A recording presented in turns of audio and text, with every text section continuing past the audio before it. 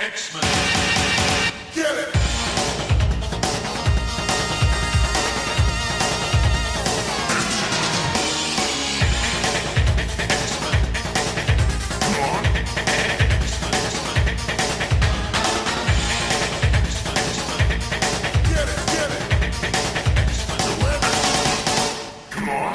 Hey everyone, and welcome to another exciting episode of Battle of the Atom. This is your weekly X-Men podcast where we rank every story from A to Z. I'm Adam. And I'm Zach, and Adam, I've got great news. Ooh, I like great news. We have a special director for this week's podcast, and I know we're all excited. The amazing Spike Lee is here, and he is going to be directing it. And I'll tell you, it was not actually a tough sell to get him to direct the podcast this week. All we had to do was wear some Levi's 501 button flies. And you know what? I'm not a button fly guy generally, but I can make it work. Hey, you know, I'm down. The fact that we got to meet Spike Lee, I didn't know he produced podcasts, but this is very exciting. Spike Lee is a man of many talents and many, many thoughts and many reaction gifts about him at the New York Knicks. Are you a fan of the films of Spike Lee, or excuse me, the joints of Spike Lee? I mean, I'm not a fan. I am not as big of a movie buff as you are, frankly. Zach, what I would say to that is you need to do the right thing and you need to watch some Spike Lee movies. Okay, so yes. Thank you for letting me make that terrible joke. Oh, you're allowed. The problem is this last Spike Lee movie I watched was The Black Klansman, which was great. Yeah. But there is not a good way to work that into the conversation organically. No, and let's be honest with our listeners. Spike Lee is not here. That's not true. That's not true. No, he's directing. He's directing, and Spike Lee likes to stay behind the camera. He's not a guy who's just going to be like right in the middle of it, taking up all the attention. Wow. Okay. Well, you know, that sounds like the commercial you might be referring to, which is the classic Rob Liefeld Levi's 501 jean commercial with Spike Lee. Folks, when people are like, why don't they sell comics like they did in the 90s? In the 90s, Levi's wasn't getting one of the hottest young directors in the world to do commercials with comics artists. So that's why. It's that we're not getting the marketing that we used to get. The other infamous piece of footage from this era is the home video VHS series of Stan Lee interviewing who turned out to be most of the Image crew. Folks like Todd McFarlane, Jim Lee, Rob Liefeld, and those videos are really funny to go back and watch. The ones where Stan Lee makes all of the Rob Liefeld jokes harder and better than anyone ever has before or after. Like pretty much. Guys, if you think you're being clever making a joke about how Rob Liefeld doesn't draw feet or has a lot of pockets or maybe the anatomy is a little wonky, Stanley Martin Lieber got there way before you. And say what you will about Stan, the man had charisma, so he delivered it better than you did. He sure did. Here's the thing. No one has burnt Rob Liefeld harder than Stan Lee looking at his stuff and be like, kid, this sucks. And yet in that video, if you go back and watch it, Stan Lee tries to actually claim joint copyright for a character that Rob Liefeld draws on that program. It's pretty amazing. Listen, never let it be said that Stan Lee didn't know what he was doing. He sure did. I've said it before, I'll say it again. Stan Lee's the best character that Stan Lee ever created. I'm not the first person to say that, but I'm claiming it right now, as Stan Lee would want me to. Have we mentioned on the podcast how the best Stan Lee moment ever is in the Spider-Verse movie, where he says, oh, the suit always fits eventually, and then it cuts to a thing saying no refunds? Yeah. It's like, it's the perfect encapsulation of everything Stan Lee, and it came out right after he died. So we were all feeling emotional about that moment, and then they used it to brutally make fun of Stan Lee. It's a great joke. Incredible. Yeah. Stan Lee does not appear in this in this Spike Lee podcast. directed podcast. No, Spike Lee would direct a darn good Stan Lee thing. I don't know Oh. what it would be about, I don't know. but like I feel like he could match the pop art sensibilities that you would really need to capture that zeitgeist of the Marvel offices in the 60s. Could be interesting. What we do have instead is Robert, the Rob Liefeld. Yes, he's not here, but we are talking about these books because last week Zach got a pick, and this week I jotted down some comics that I wanted to talk about, and we realized that one of them we weren't sure if we could actually obtain. So we shifted gears and we looked at the list of ideas that I had put down, and this one seemed crazy enough that we really wanted to do it. So it seemed weird that we hadn't talked about it before. Yes, I feel like we've talked about these books a lot offline, but not on our show. So this week we are talking about times that X-Men characters crossed over with Rob Liefeld Image characters. You say Image, hold on. Because it's or Extreme Studios or Maximum Press. Didn't he have like Awesome Press too or something like that? Awesome Entertainment comes after Maximum Press, and there Awesome are Entertainment no is after. Okay. Yeah, Awesome was the one. Awesome was the one he did that he was going to be like, well, I'm going to revive Jack Kirby's The Fighting American. Yeah, I think that's the one. Yeah. And Terrific is the one that purchased all of the rights to Youngblood and then tried to rip off a bunch of comic creators. Listen, if anyone was going to buy Youngblood, it being a comic studio called Terrific Productions, that sounds like one of Rob's names. Yeah. So last week we talked about the Avengers pretty much. And this week we're talking about primarily Rob's version of the Avengers, because a lot of people, often cite Wildcats and Cyberforce as being X-Men top-offs. But Youngblood is not an X book. It is very explicitly supposed to be Avengers, Avengers and West Coast Avengers, except it's the Rob's version, and it's pretty terrible. Who's the best member of Youngblood? And hold on, because there's a wrong answer to all of this. There is one right answer.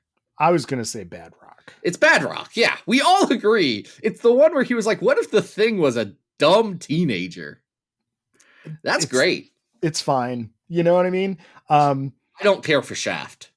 Hawkeye? You mean Hawk? Yeah. Yeah, but Shaft is Hawkeye from all the times before 2011 when Hawkeye was good.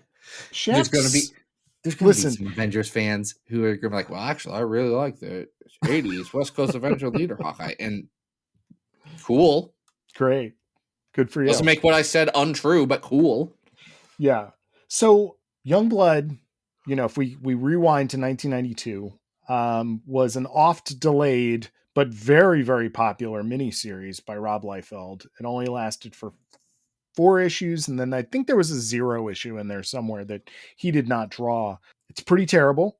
It's pretty illegible in a lot of places, and for some reason, still kept coming out. Alan Moore wrote it for a little bit, pretty wild, but eventually Marvel decided that, hey, why not? Let's have it crossover with Rob's other creation, X-Force. And here's why. And we find out in the first book that we're covering today, Youngblood X-Force. Yes. You remember how we talked about Onslaught one time? And by we, I mean, Adam, you weren't here, so I made a friend of the show, Chris Edelman, talk about Onslaught. And I thank you and Chris for that every day. Thank you so much for relieving me of that burden. Well, having to talk about Onslaught. After Onslaught, they decided that actually no one in Marvel was good enough to write the Avengers and make them sell, which is pretty insulting to everyone at Marvel. I would agree.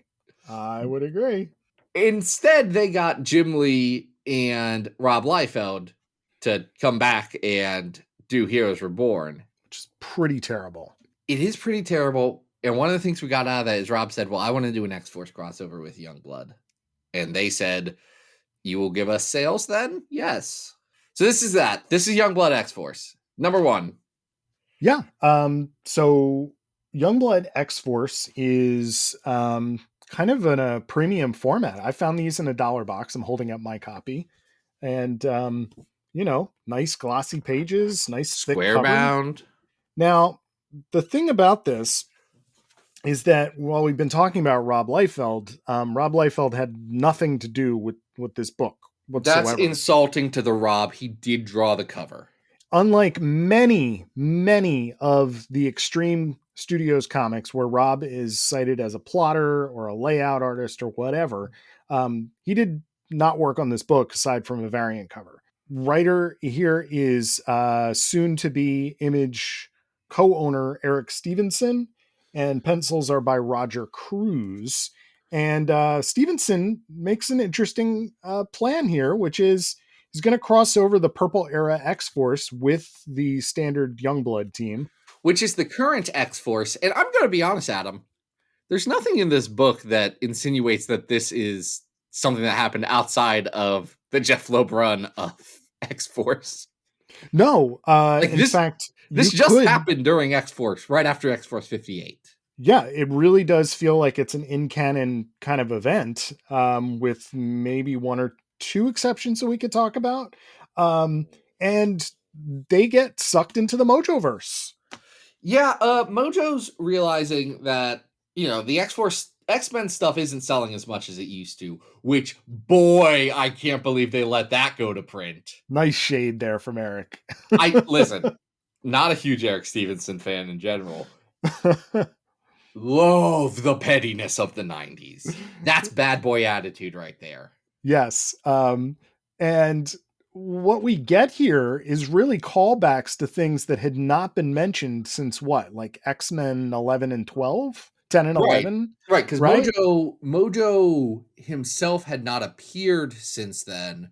The only appearance of Mojoverse stuff in that time period beyond Shatterstar, who I believe they were setting up to not actually be Mojo related. We're not getting into that Jeff Loeb freaking No. story. Let's not do that. But had been that one X-Babies story right after Age of Apocalypse. Right.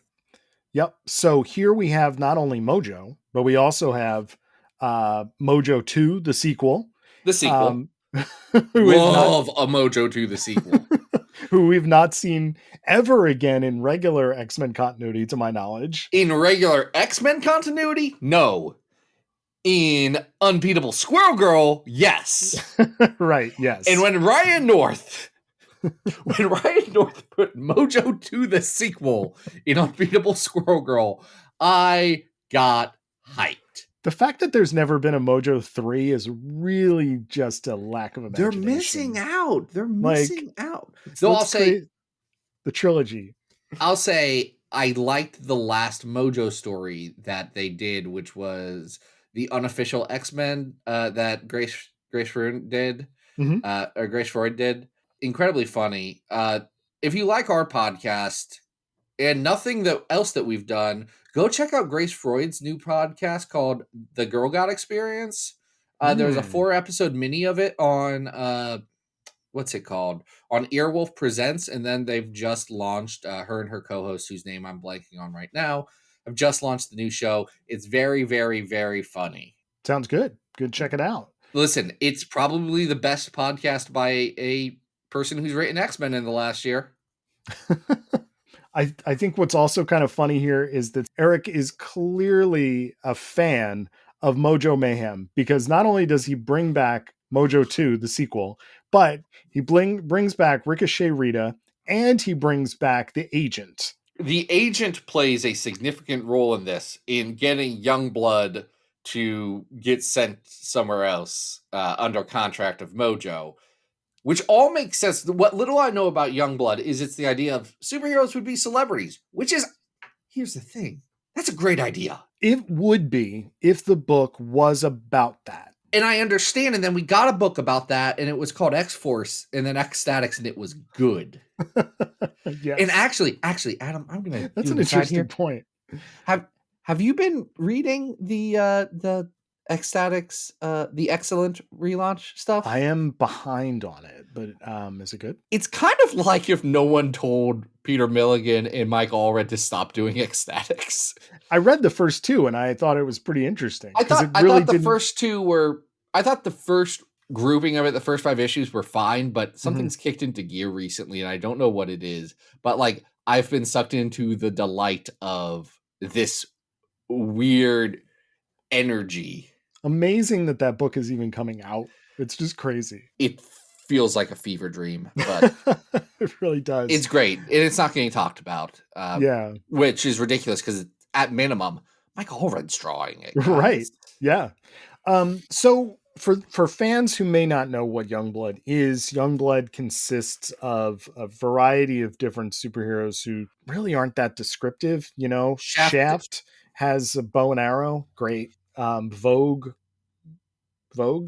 Yeah, like the Madonna song. Right. So a lot of these characters. Badrock's the young thing. Again, Badrock's the good one. Yeah, but there is a team of them, and that is the premise. So Stevenson does a really smart thing with getting them into the Mojoverse by having each one of them either sign an autograph or a release, you know, or something that has to do with their like fame and PR. And they all end up there, and except for Shaft, who ends up in the danger room.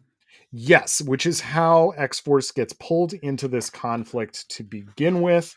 Hey, wait, did the Rob know that there was already a very famous action hero in pop culture named Shaft? It would shock me, absolutely shock me, if the Rob did not know that. And it is strange because the original version of Youngblood does have an African-American cast member by the name of Chapel, but Shaft is a white redhead. Shaft is weird. I don't get Shaft. Shaft is Hawkeye. And he's just the bad version of Hawkeye. It really is. Yeah. Anyway, Cable decides to help them out. X-Force goes and rescues, or they go to the Mojoverse, meet up with the rest of Youngblood, and they kind of split up and do dynamics, and then the book kind of ends. Like it kind of gets to a point like where they're doing all this setup for the team coming together, and it's like, and then they complete the mission. Yeah, and the mission is essentially that Mojo does want to take over Youngblood's universe, right? He wants the streaming rights over there. He wants to be able to expand his network. I understand Right. this. This is basic Mojo plots. This all makes sense. And, Mojo is delightful here. Mojo, he's great. Major Domo is great. You know, there's like, this does have like a Mojo Mayhem style, you know, energy to it. However, here's my caveat to that. And that is that, like many an Image comic, Roger Cruz is doing this thing where a lot of the action takes place off panel. Did you notice that? Which is weird for the Action Comic Company, right? It is weird, right? So we get those are supposed to be like the ones where you're drawing action figure poses, essentially. Yeah, that's the appeal of their art. We get some of the poses, we get the characters standing around, we get the talking heads, but whenever there comes time for like a fight sequence or something dramatic to happen, it really doesn't seem to happen on panel. So it's kind of a mess. It is a huge mess. I don't understand how they got through this comic. I guess it's because they didn't know how to write comics, which all of them have admitted. And the Todd was smart enough to be like, I can't write comics, but Alan Moore can, and I have money. Alan Moore was everybody's saving grace, right? Neil Gaiman, you have money, or I have money. You know how to write comics. Would you like $1 billion and then a 30-year lawsuit? Oh man. So there are some funny little like Image crossover bits here. There is one panel in particular that I want to point out because in reading these, I did kind of go down a Rob Liefeld like rabbit hole of death this past week. A rabbit hole. A rabbit hole. And there is a panel with Cable saying hello to a character named Colonel Bravo. And I had to look up who Colonel Bravo was. And when I did, I realized that the Rob essentially just changed Cable's eye, like his light up eye color, and then strapped 2 croutons to the side of Cable's head. And that's Colonel Bravo. So there's a panel with Cable. That's Colonel Bravo. He's right. He's croissant cable, and It's like, y'all know the Rob headgear. Like, it yes, looks like boxing headgear, which is not a good or attractive look on anybody. but not the Shatterstar boxing headgear. Like No, just it's like the if like instead headphone on the side. the middle part is a bandana, and then the ear foam is extended up like antenna. Yeah, but they look like croissants. Hey, Colonel Bravo, where is the Colonel Bravo miniseries? I mean, I assume with Andrew Rev and Terrific Productions, never to see the light of day. I honestly don't know who has the rights to Colonel Bravo at the moment, but Andrew Rev, call me. I don't know anything about Youngblood or making comics, but me and Adam would do Youngblood for cheap. I know that would happen. I'm not Would I signing read that contract. I mean, I'll look at the contract first. I'm not dumb, but like, if the worst thing that happens is it's work for hire, I'll be like, I don't want to write comics. I'll come up with Shaft, but good. It's way worse than that. There's no pay involved. It's slave labor. Oh, I will need compensation. Yeah. I don't need a lot. I did comics journalism. Trust me. I can write for little money. Adam can't draw for little money though. No, neither of us will work for free. Hold on, we've done it in the past. Oh, well, Adam, again. I wrote friends, maybe, but not. I wrote comics journalism for a lot of times. The last page does have Mojo flipping through some of the other extreme characters like Prophet, Supreme, or Glory that, and some of them that just look like just nobody. I don't know who these characters are, for future potential spinoffs, two of which actually we will get to in just a moment. But why don't we try and rank Youngblood X-Force? The problem with Youngblood X-Force and trying to rank it on our big old list, where we're ranking every X-Men story of all time from best to worst, a list in which we have 792 stories on our road to 800, where the number 100th best story is the Shiva scenario from Wolverine. The first one's House of X Powers of 10. Y'all know this. The 200th is All New Wolverine Enemy of the State 2. 300 is Generations Phoenix and Jean Grey.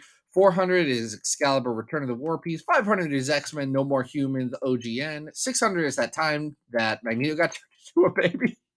700 is X-Men Requiem, or the Ultimatum stuff of Ultimate X-Men.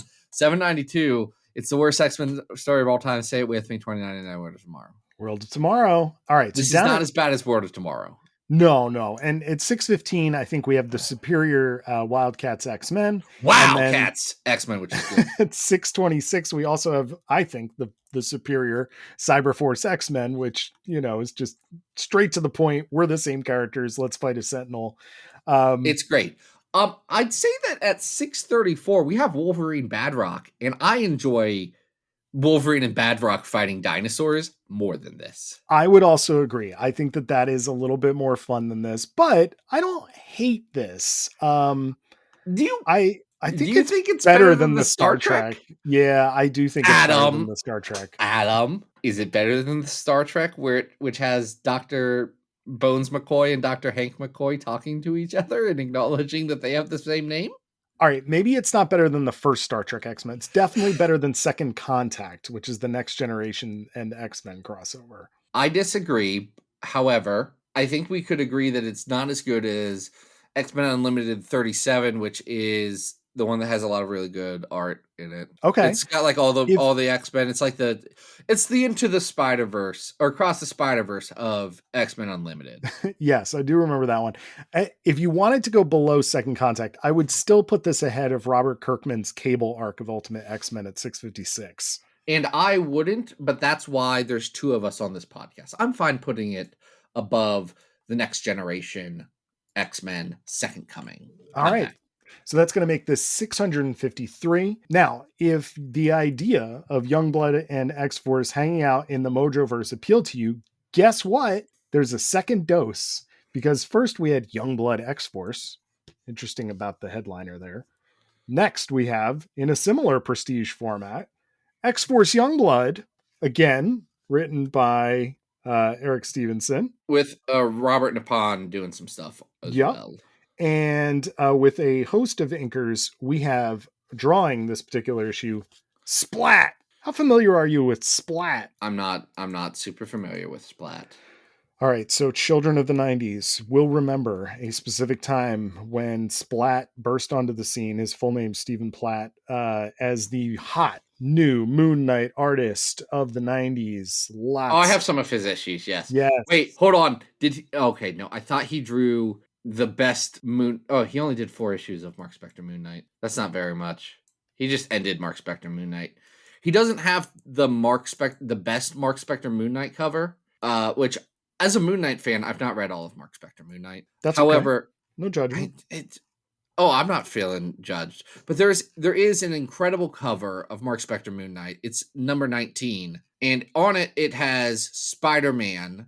It's a Rob Liefeld cover. So it counts. It has Spider-Man, the Punisher, and Moon Knight on the cover. And it has Wolverine's logo. And it says, Wolverine does not appear in this comic. That's amazing. But with Spider-Man and the Punisher guest starring, we have a feeling you won't mind. Oh, wait, that's the Liefeld cover, isn't it? Yeah, that's rules, a great actually. Cover. Yeah, that's really funny. They're like, hey, we have this pinup sitting around. We might as well use it. It's like, why do we have a pinup of Spider-Man, or Moon Knight, and the Punisher? I don't fully know. No, it's great. It's funny. So Splat is kind of renowned for doing these like hyper detailed, ultra like squunched up faces. Lots of detail, lots of like strings and things hanging off of Moon Knight. And for a couple pages here, he, depending on who's inking him, he does have that style. It starts to get real loosey goosey about halfway through this thing. This boy loves crosshatches, doesn't he? Yeah. But I have a feeling by the time he gets to the end, we're talking loose layouts at best. And the inkers are doing the heavy lifting here. So our teams get back together, right? Because the Youngblood team decides, well, Bad Rock had been selected as the new savior of Mojoverse since Longshot was missing. And he decides, and with the team, they agree that they need to go back and I guess save the Mojoverse. They need to save the Mojoverse. And I need anyone, if you are ever going to be writing a comic for the Marvel Comics Corporation, do yourself a favor and don't write a story where they finally defeat the Mojoverse. People I hold dear in my heart have done this. And it never lasts because the appeal of the Mojoverse is that Mojo runs it. It's the best thing about the Mojoverse. So it's going to happen. In fact, be more like the X-Baby series that had Mojo disposed and then immediately brought him back by the end because they were like, yeah, we know what's going to happen here. In Stevenson's defense, the very last panel of this particular issue does have Mojo saying he's already plotting a sequel. So they didn't actually defeat him. What's weird about this book is that it's really dedicated to trying to fill in where Dazzler and Longshot were after X-Men 11. Yeah. Really this book is about what happened between X-Men 11 when Dazzler and Longshot announced that they're pregnant. Yep. And then X-Men 40 whatever, where Dazzler shows up again and she is not. Right. That's all this story is. It's what happened between there. I know there's not Marvel Unlimited. I forget, what's the one anthology book that has Quest Probe in it? Marvel Fanfare. There is 2 issues of Marvel Fanfare. There's a new version of Marvel Fanfare that has another Longshot story that I think it's issues 4 and 5 of volume 2. I think that's also in between these, but I'm guessing that doesn't fill in any of the gaps either. Well, it's just kind of bonkers. Like, so it's basically Stevenson is saying that number one, the agent from Youngblood X-Force, oh yeah, that was Dazzler. Yes, which is wild. Love it, but that's wild. Yeah. And then Longshot comes back on the last page, and Shatterstar's like, he doesn't say mom and dad, but he's basically like, hey, what's this about? Yeah. He's very interested in where Longshot is. Little did he know the real father was inside of him all along. It's true. The Daddy Burroughs. I love the Daddy Boros so much. Yeah. However, even though Daz and Longshot are both here, we get some more Mojo stuff. I think the weirdest part about this is that I don't think Eric Stevenson read Shattershot because Ricochet Rita is in both of these issues.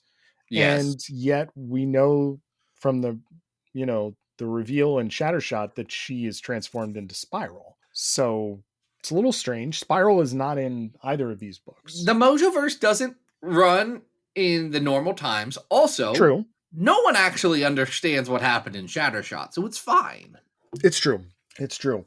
Including maybe even Fabes himself. But Fabes would be the first person to say, yeah, Shattershot's.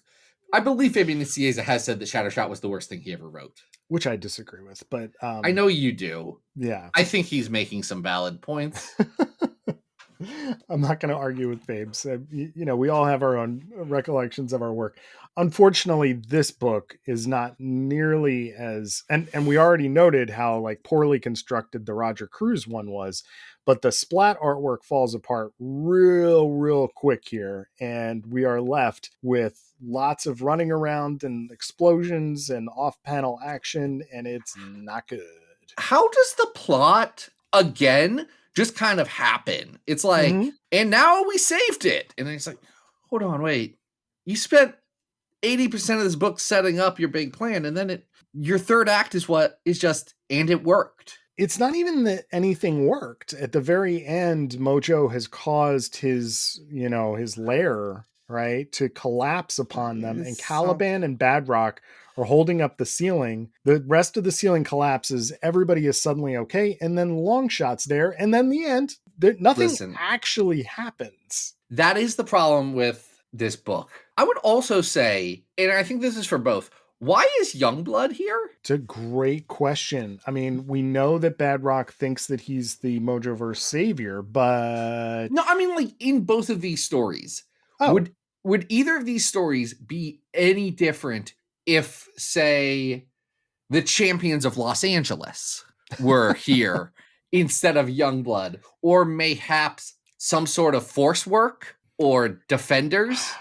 Here lies the problem with Youngblood in general. Youngblood are poor designs, and they're not very, like, aside from Badrock. Badrock, who has one personality trait. Pretty solid, singular personality trait. These characters there is no development. Like, I don't know who any of them are or why any of them are interesting. And I've read some Youngblood comics. In fact, I went back and read the original Youngblood miniseries to get ready for this because I was like, it's been a while since I revisited this.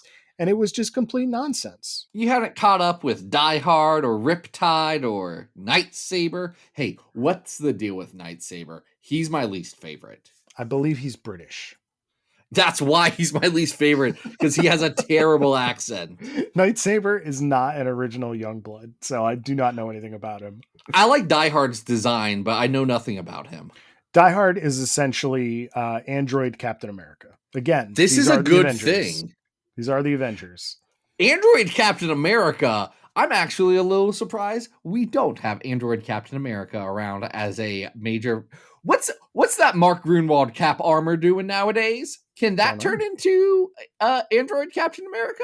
What's pretty bonkers about Die Hard is that Eric Larson also did Android Captain America.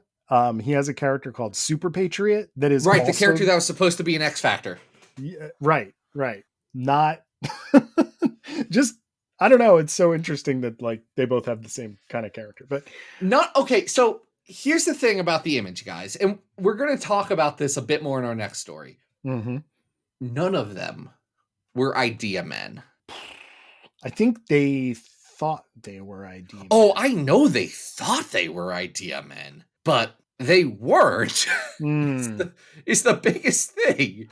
What is it? Spawn's a good idea. Spawn is just also Venom Ghost Rider. Yeah, who stands around like, Batman. He does Batman poses. Yeah, right. What is Savage Dragon? Eric Larson had some Hulk sketches that he had to finish. And he was like, well, I'll give him a fin. All right, listen, far be it from me to defend Eric Larson's Savage Dragon, but Savage Dragon was an idea that was kicking around since he was like a kid. So we'll give him a little bit of credit for that, right? But you're right. It is I still am sure the child Eric Larson, when he came up with his things, was not at all inspired by popular 70s TV show The Incredible Hulk, featuring a large green man. No, have you ever seen the original drawings of the Savage Dragon? No, but I do want to find them. Go look. Looks nothing like the Hulk, and he has a tiny little fin. Tiny little fin. No big fin. I'm pulling this up right now. I'm just saying, listen, I don't want to, because like obviously I'm agreeing with you, but there are certain exceptions, and I think that might be one of them. I don't know. I can't. I'll share something with you later. Find it with me sometimes, because all it's pulling up, thanks to the internet being what it is stuff about Savage Dragon 233, which is the one that Eric Larson just did a sex comic. There are many of those. Yeah. Bless his heart. He's just perving out over there. Eric Larson is doing what he loves. Just is doing whatever he wants. And he has said that he will make Savage Dragon until he dies, because he just has fun with it. I'm sure he will. However, to your point about them not, quote unquote, being idea guys, a lot of this stuff is very recycled, right? If you go back to the original Youngblood miniseries, the very second issue features a team called the Berserkers, which famously was advertised by Rob Liefeld while he was still drawing X-Force in I forget what the publication is. And it was advertised as being a new team called the Executioners that were going to be published by Malibu. And Bob Harris sees this and immediately calls him for a cease and desist and tells him he's not allowed to do it. So what does he do when he gets to Image? Instead of doing issue 2 of Youngblood, the very first characters you see there are the Berserkers, who are now this team who basically kind of look like Cable and some other X-Men floating around. So it's insane. Also, I'm now seeing his original Savage Dragon design. This does look like a child made it and wasn't based around the Hulk. I'm just saying, No, I'm going to give it to you. I would say that maybe as he was redesigning him right after the Hulk, he could have taken some influence. Sure. He was like, also, this one's green too. Does the Max kind of look like, Marvel Comics presents Sam Keith Wolverine plus Venom? Hold on. That's just I kind of, part of me thinks that's just the only thing Sam Keith draws. It's saying, like weird jacked looking dudes. Yeah. And again, that was a character that had existed for before that anyway. But, all of these folks are just, making amalgams of characters instead of necessarily like brand spanking new ones. No, amalgam was a different thing. We need to rank this, because the conversation we're having right now is what we're going to have when we talk about the next one, the next book. This is worse, right? This is a lot worse. Unfortunately, the art is really bad, and there's even less story here. So it's still not as bad as the Witchblood Wolverine story. No, that one's really bad, but that's pretty low, isn't it? That one's near the bottom of our list. Oh, yeah. Is this better or worse than Captain Marvel 2 and 3, where Fabian Nicieza fails to explain Adam X to the extreme? I want to say this is better. Is this better or worse than Amazing Spider-Man 420? This is not as good as Amazing Spider-Man 420. Thank you for saying that. No. I appreciate it. I also don't think, for all of its flaws, I think the first 3 issues of Claremont's X-Men Revolutions, 100 to 102, is probably better than this. Look, let's put it between that Captain Marvel story and Ultimate X-Men 98 to 100. Great idea. So this will be our new 702. Yeah, it is. And folks, we're going to keep going with ideas here, because our next story is Prophet Cable 1 and 2. That's right. Here's the thing about what I was thinking. I was thinking about this all week after we read this. I know the TV show The Office has an interesting reputation because the internet has now gotten involved in watching it. Okay. I'm saying this as a gentleman who was one of the 10 people who watched The Office on NBC every Thursday night when it was coming out. I say one of 10 people. It was the most popular show on NBC. I was just going to say, I didn't want to contradict you on that, but go ahead. All I'm saying is, if you actually look at the ratings, The Office was only, if The Office was on any other network, it would have been immediately canceled. But NBC was NBC was a channel no one was watching, and yet for a hot spell was putting out banger after banger that have come back in the age of streaming. That is true. Anyway, I assume you're familiar with the TV show The Office. But I've watched all of it, yes. Yeah. So you know the part where Michael Scott starts a paper company and he's in negotiations and they're trying to figure out, and the one guy's like, the one guy that's not Idris Elba is telling him that he has nothing. He's like, I have nothing. If this company fails, I'll start another paper company and another one. I have so many names for paper companies. That, I feel, is Rob Liefeld's approach to creating characters for his comic books. Oh my God. Because one, Prophet is just Cable, right? Like, Prophet is Cable? Kind of. Hi, I am your new time traveling guy who's buff and looks like Cable. I would like to just note that there is a forward to this that claims that Prophet was going to be another character introduced during X-Force, which... And I believe it because, again, I don't think Rob had a lot of ideas. Don't know if I believe that. I fully believe it because Rob doesn't have a lot of ideas. The interesting thing about Prophet that I learned from this, I did not know it, is that Prophet has his own strife. Yes, Prophet has his own strife. This is why I feel like Prophet is a Cable, because he looks like Cable. He's a time traveling guy and he has a strife. Yes. Like an identical, I don't know if they're twins. I don't know their relationship. They do have the same face. And quite literally? Prophet's twin, yes, quite literally face to face, is named Crypt. So Prophet Cable is 2 issues long. 2 issues longer than it needs to be. Rob Liefeld does the story. Robert Napton does the script. The first half of the first issue is drawn by Mark Pajarillo, and Rob actually does contribute about half of the issue here, with Norm Rappend and Jonathan Sabal on inks. This is the only time that Rob is actually contributing artwork this episode, which I think is interesting. Look, work smarter, not harder. And if you got a lot of guys who are cloning your work, and also you're notoriously kind of bad at deadlines anyway. Yes, so the basic idea here is that Crypt, the twin of Prophet... Okay, they are twins. I don't know if they're twins. I don't actually know what Crypt's real... Wait, I'm sorry, you didn't go back and read all of Prophet for this?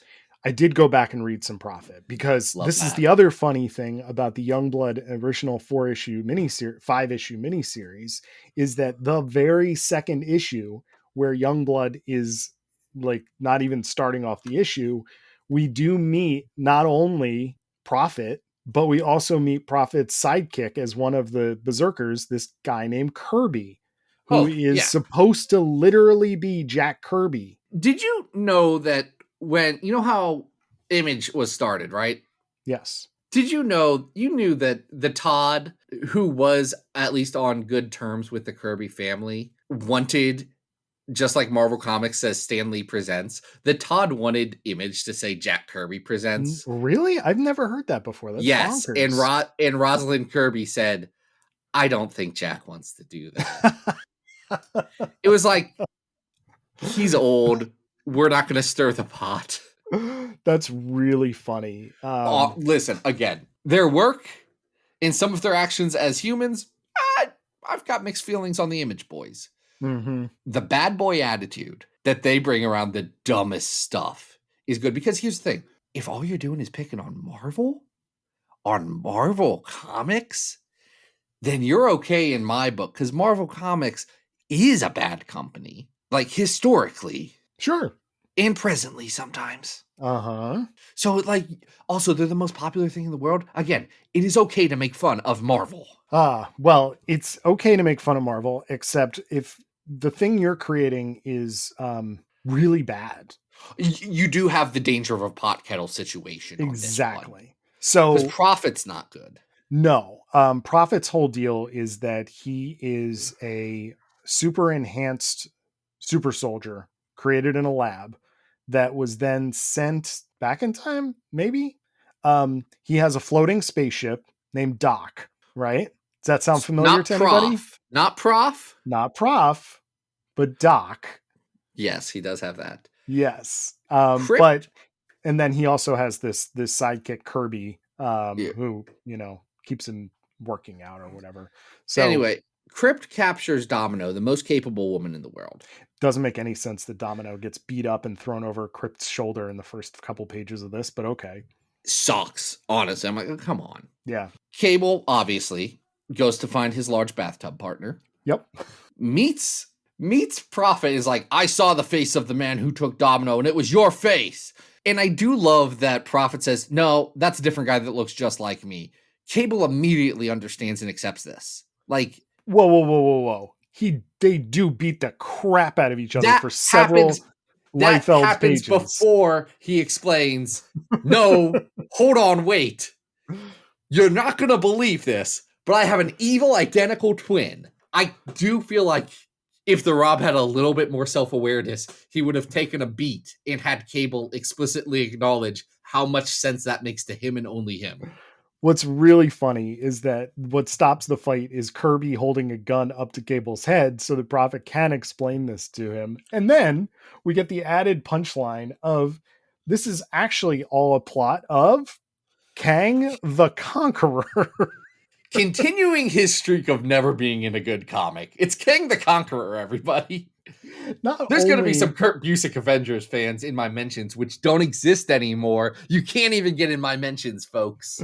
Now, what's funny about this is not just that Kang is here, but that Rob does not know how to draw Kang. Yeah, what's with Kang looking like he's wearing a gimp suit from a Pulp Fiction? The Rob has one evil villain smiling face, and it is the Toad from the Brotherhood of Evil Mutants arc. And it's demented on Kang's face in Kang's face mask. Yes, it's upsetting to really look at. It's like, that's, say what you will about the bad movie Ant-Man and Wasp: Quantum Mania. They found a way to be like, yeah, this is what Kang's face mask looks like, right? We all agree it's not just a sock. They did do a nice job with that visual design. I thought the face mask worked. Now, Rob draws Kang again in the second issue, even though he's uncredited. He does about 3 or 4 pages of the second issue, which is drawn by Mark Paurio and Paul Scott. And apparently this actually all revolves not around, Crypt and Kang, but Kang trying to get the cosmic cube that Cable put at the end of all time.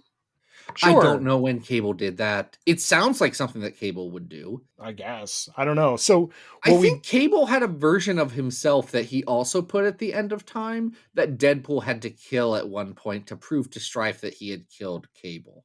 Fun. So did you read Jared Duggan's Deadpool run? There's some stuff in it. Whether this is playing off existing storylines or not, it basically means that for a nice chunk of time, we just get people fist fighting on floating space rocks. Yeah, again, the book does then just kind of end.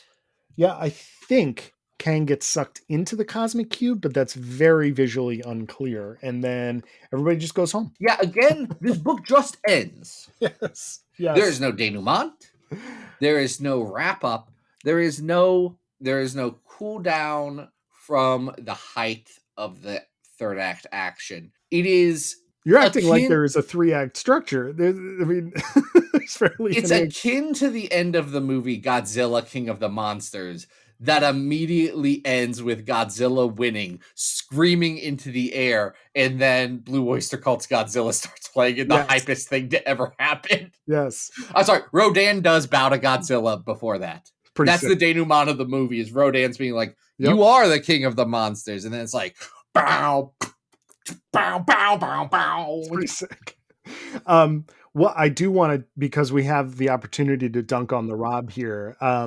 It's not often that we actually get a chance to talk about like post Marvel Rob artwork. And there is a 2-page turn the book sideways, a 2-page splash of Cable before he goes off to beat Prophet up. And when I tell you he looks so ridiculous, I don't know what the things are that are hanging off his back. One of them kind of looks like there's like cannons hanging off his back. One of the things I guess is supposed to be a sword handle, but it kind of looks like a candy cane. And then his actual gun kind of looks like it's wrapped in leather, and it has, no joke, a handicapped safety bar on the side of it for some reason. There is no trigger on the gun, and Cable's fingers look like Vienna sausages. It is bananas how bad this drawing is. There's an energy to everything Rob Liefeld drew from 1989 to 1993. Sure. And then something goes off the rails because he stops drawing every day, and then he loses the spark of life that made all of his wild choices like gloss over in a teenage boy's mind. Mm-hmm.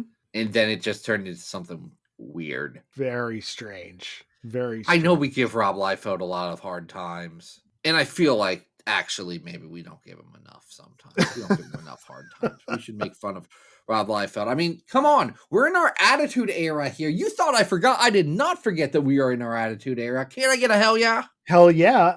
And we forgot to rank this. We didn't forget to rank this, Adam. It's just, here's the thing, guys. Folks, y'all listening to this, if you can't tell that there's no substance to any of these stories by the fact that this entire episode has been weird digressions of me and Adam talking, which again, me and Adam talking is kind of what you want out of the show, right? This like is why 300 episodes in. This is why I picked this theme for this week. Love that. Love that for us. Love that for you, Adam. Bad comic. Not Yeah. Is it as bad as X-Force Youngblood? I don't think it is. I think it's a little bit better, but not a lot better. Looks like is it better or worse? Is it better or worse than Wolverine Knight of Terra? No. It's better. Is it? I think it's kind of better than Knight of Terra. I mean, okay. Wait, no. I said that wrong thing.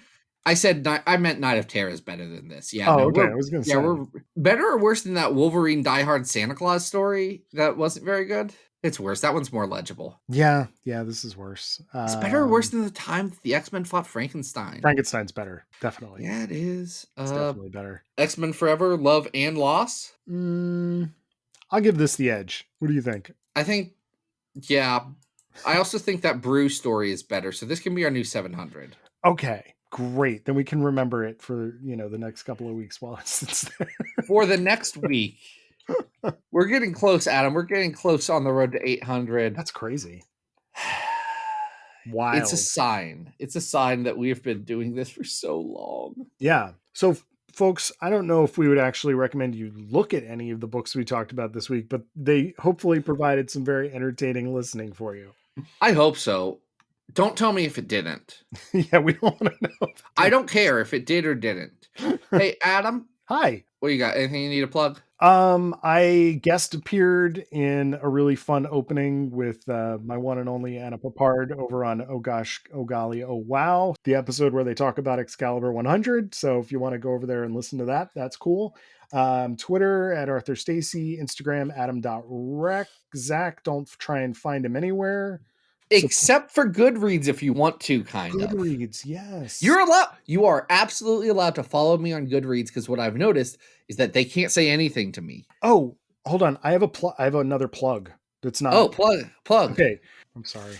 I'm going to eat a Twizzler while you're doing that. Okay, so. Hold on. I'm twizzing.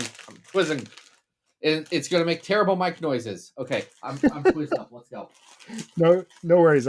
Twizzlers are great. Okay, so Zach made a podcast plug before. I want to make a podcast plug because I forgot to do it earlier when he did his. Friends of the show. Podcast plug, but it's fine. No one's allowed. I did a Goodreads plug. No, what was the podcast you talked about early in the show that you said was awesome? Oh, Girl God Experience. Yeah, go listen to that. Okay, so similarly, if you are looking for another great podcast and you are a horror fan, I want to recommend to you Out to Get You, which is hosted by Margot Mutter and Rebecca Galt. It is fantastic. It is looking at horror movies in a completely unique way. And so far, the first two episodes covered Hellraiser and Sleepaway Camp. So highly recommend that if you are into horror. So that is my podcast recommendation to you. Back to our stuff. Do we know what we're doing next week, Zach? Spider-Man adjacent things. Spider-Man. We do whatever we can. Do we? Do we really? Sure. This has been Battle of the Atom. If I sound fuzzy, it's because I got some Twizzlers, but we hope you survived the experience. Get it!